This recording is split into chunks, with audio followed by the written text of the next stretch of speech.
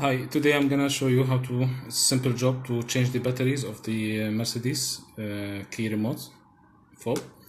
In this model is for the Mercedes A-Class, and it's so common in the early 2000 models of so many Mercedes. So this is the two button fob key remote key.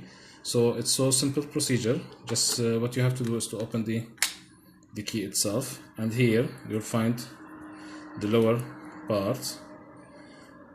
It's two sections, so I'm gonna just pry it with my hand. Try not to use any scratchy tools like the screwdrivers unless it's really very hard. Try to wiggle it, not to break it. So I'm gonna push this side this way. I already open it because I'm taking the video in another hand, and take it out just this way, and you'll find the batteries already installed. So you take it and replace it with new battery. You have 2025. This is the size of the battery for it. So the new batteries, after I put it inside, either I write on both or one of them.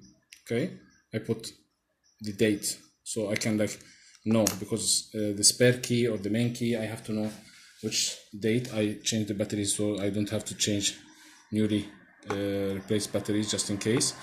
So I just write it down and put the case back.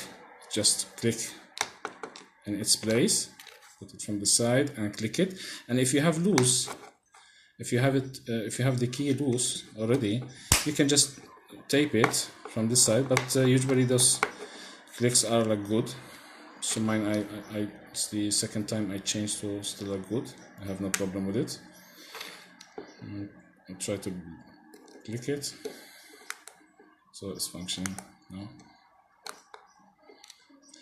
Actually it blinked twice, but it showed on the camera that it's once. So hope you found it useful. The battery size is 2025. You have two batteries there. Write the date on it, and that will be all. Thank you very much.